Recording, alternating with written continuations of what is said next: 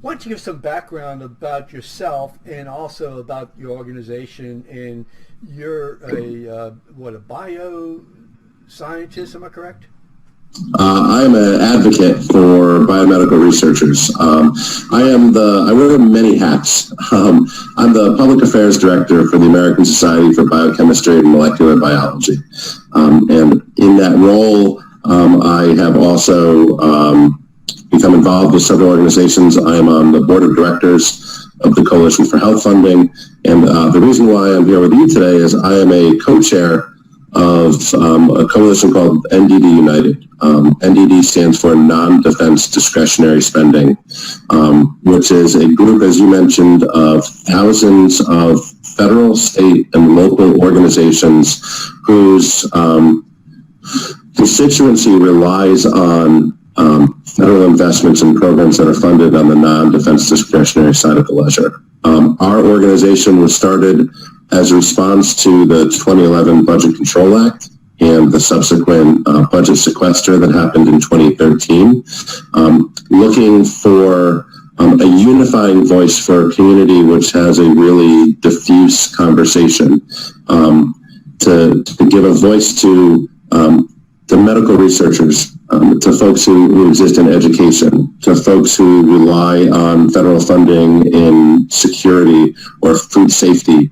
programs that don't have the same voice and same unified message as, say, defense programs, which have, a very clear mission. So one of the challenges that we found when we started this effort was, as people talked about budget cuts, as people talked about caps on spending, and as people talked about defense caps versus non-defense caps, policymakers as well as the average citizen can clearly understand what a budget cap would mean to the defense side of the budget. You can think about that. You can think about that as bombs, boots, bullets. It's a little more confusing and more broad-based when you think about the other federal programs that are involved in defense. And so we tried to give a voice to that entire community, representing or calling on the need for an elimination of spending caps, which are arbitrary and, as you mentioned, just damage the livelihood of Americans. And also to ensure that, defense programs are also important. This isn't an us versus them situation, but it's the need to recognize both defense spending and non-defense spending as equally critical towards the success and the well-being of Americans. Okay. Excuse me, I'm sorry. So is it premature to actually be talking budget right now? I mean, we're, a few days in? It's never premature to talk about budget, in our opinion, partially because the 114th Congress didn't complete the work for the fiscal year 17 budget, and because we're certainly in the midst of a transition and preparing for a fiscal year 18 budget. President Trump has signaled that in the next couple of weeks we are likely to see a budget brochure. I think a high-level view of what the president's administration's or budgetary goals are going to be, with a detailed, kind of more typical budget release in April. And that is pretty common in a presidential transition year, where a new administration comes in and really has to learn an awful lot about what's happening and have a time to formulate their own budget. As former Vice President Biden was famous as saying, you show me your budget, I'll show you your priorities. And so this president needs an opportunity to do that.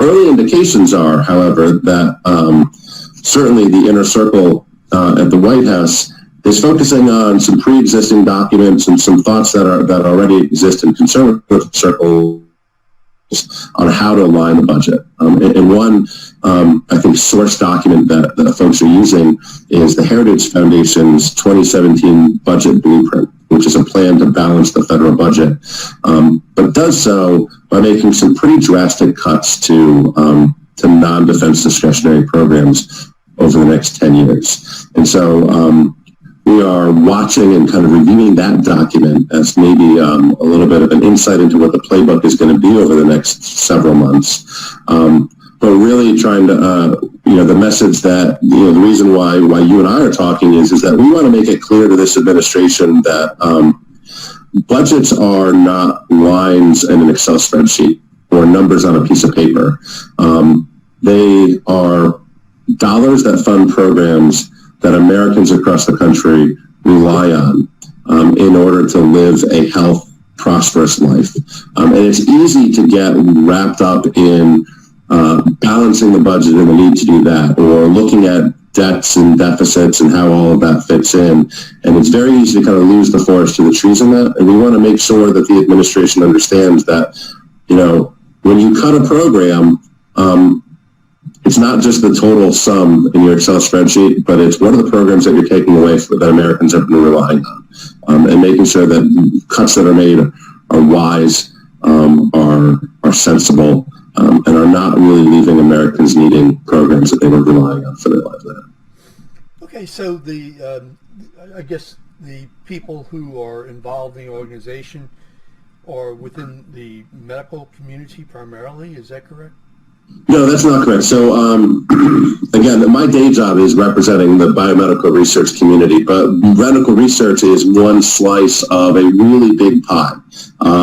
We have folks who are in education programs. We have folks who are in, we did a report in 2013 in response to the sequester cuts called Faces of Austerity. This is what it looks like. It's downloadable, and you can find it just by Googling Faces of Austerity or going to NDDUnited.org. But we have representatives from education, housing, infrastructure, international affairs, job training, national resources, public health, science and data. It's a broad-ranging community. And so we're, the area that I'm most familiar with and most conversant in is kind of how budget cuts impact the research community. But we have experts and we have information on a whole variety of things. Okay. Now, by the way, if anybody has any questions or wants to make a comment, go ahead and post. Be glad to go ahead and to ask the questions or read the comments. And in a few minutes, I'm actually going to, if I can, I may try to, actually, I'm not going to do it today. I'll do it sometime in the future where people can call in. We tried that yesterday with this technology, at least Monday technology was incredible. And so if you have any questions, go ahead and ask them. I've got my tablets while I'm looking down right now, looking at it. And so questions, comments, go ahead. So what are your main concerns at this point in time in terms of, say, the Heritage assuming that they adopt the Heritage concept, the budgets, the Trump budget? What are your main concerns? Sure, and I'm actually, if you don't mind, I'm going to broaden it out from not only what we've seen in that document, but also what we hear from members of Congress, which is we as an organization have called for a balanced approach to deficit reduction, which means if you're going to cut non-defense discretionary spending, you need to also cut equally defense discretionary spending.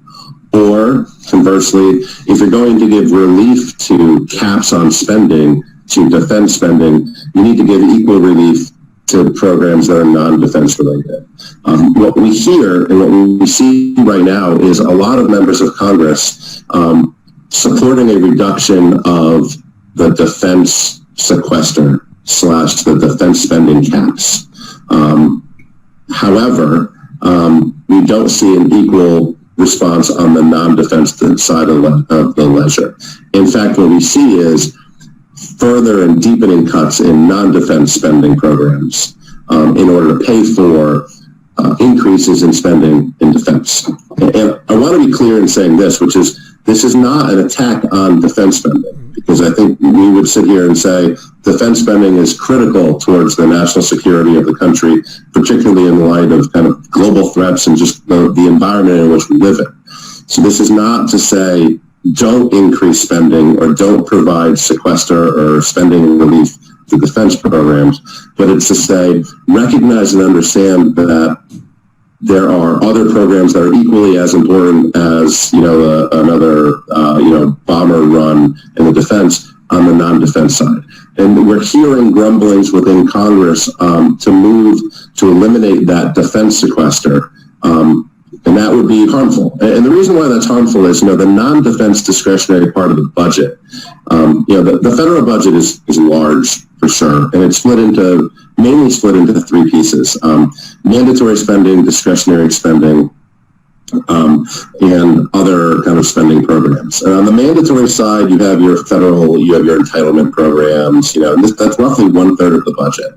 Your Social Security, your Medicare, your Medicaid, you're paying you're paying interest on the national debt, those sorts of programs. On the discretionary side of the budget, this is the part that Congress appropriates every year through the 12 appropriation bills that we're all kind of used to. That has a roughly, 50-50, 60-40 split between defense discretionary spending and non-defense discretionary spending. What we found is, over the past decade, whenever Congress has looked to cut the budget, they've made those cuts from the non-defense discretionary side of the budget. I'm used to talking to people for some reason around Thanksgiving time about this issue. And the way that I use an analogy where I talk about the budget is, imagine the discretionary budget were the Thanksgiving table, and non-defense discretionary was the turkey. At this point, non-defense discretionary spending is at an all-time low. It is, as a percentage of GDP, it is as low as it was during the Eisenhower administration more than 50 years ago. Yet, whenever it seems members of Congress look for ways to cut and reduce spending, they constantly go to that turkey and try to peel off as much of the meat as they can of that turkey. And the problem is there's not much left. There's really just bones. And so all we're saying is, if you're hungry, there are other things on the table that you can eat. There's mashed potatoes and yams and pie. You can do whatever you want over there, but there's not much more on the turkey that's left to come and get. What we have found in talking to our partners is that non-defense discretionary programs are agile. I work and represent folks who are funded by the National Institutes of Health. The NIH's budget for roughly a decade was flat. There were small fluctuations up and down, but it was flat pretty much for the previous 12 years. The Institute had become very good at doing the most it could with the dollars it had, even without seeing growth. In fact, when you adjust for inflation, the NIH's budget was reducing by about 3% per year over that decade. What we found was we're reaching kind of a critical point in time where these agencies and these programs are unable to do more with less funding. They're kind of as bare bones as they can be. They provide the most amount of resources that they can, and further deepening cuts will end up just sinking the ship. And so we're trying to make people aware of that and saying, it is not non-defense discretionary spending that has caused us severe issues with debt and deficit. It's not the National Endowment for the Arts or public broadcasting that has put us in the financial situation that we're in. It's not federal aid or international aid to foreign countries. These are small potato pieces of the budget. Science funding represents 1% of the federal budget. You could eliminate all science funding. You could eliminate the National Science Foundation, the National Institutes of Health, all of that, and you're only going to get a 1% reduction in spending. So we need to look at this kind of widely and broadly and understand, get beyond the talking points and understand you keep nibbing at NDD funding, you're not really going to make any sizable impact on kind of cutting the debt and deficit. Okay, so in terms of President Trump, the candidate Trump basically said that he's going to invest big in the military. Mm-hmm. He's going to build a wall. Mm-hmm. And he's going to, from what I can gather, have a major stimulus project, maybe larger than President Obama's. From what I can see in terms of the congressman we had on yesterday, Garrett Graves, basically he said that Congressman Graves said that there's going to be a tremendous amount of money for infrastructure. So, yeah. So is the infrastructure money that is being talked about, is that going to benefit the non-discretionary? Yeah, so it certainly will. Here's where things get interesting. You have a president who has said, he campaigned on the need for improvements in infrastructure spending. And in that report that I told you about before, we have an entire 10-page chapter on infrastructure and the need to improve our national infrastructure. So you would hear us saying, great idea, we need to invest in that. You have the Senate, you have Senate Democrats who just yesterday released a $1 trillion, I believe it is, infrastructure spending plan over the next 10 years, which they say would not only improve the nation's infrastructure as the president would like to do, but create, I think, 15 million jobs is what they were saying. The rub of this is how do you pay for that, right? We live in an environment now where the budget is capped. There was a law that was passed in 2011 that caps discretionary spending. And so in order to spend $1 trillion over the next 10 years, you need to cut from other places that $1 trillion to make that up. And you heard Senate Republicans, I believe Majority Leader Mitch McConnell say, Democrats are going to need to tell us how they're planning on paying for this before we can even seriously consider this moving forward. It's that cat and mouse game that is troubling and difficult for the budgetary environment. And it's those reasons why we think arbitrary caps on spending are nonsensical.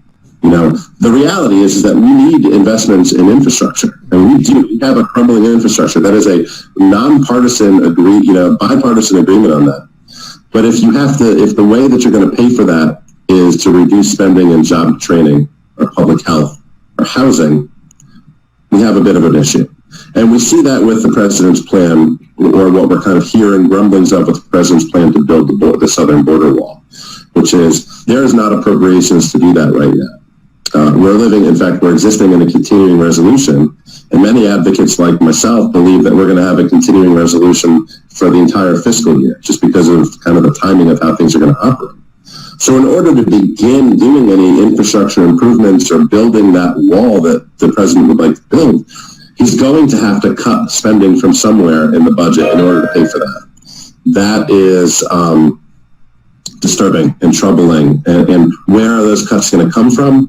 Well, if I look historically at where those proposed cuts have come from, it's going to be a jobs training program. It's going to be an education program. It's going to be food stamps. It's going to be research at the NIH. It's going to be somewhere else that those funds are going to come from.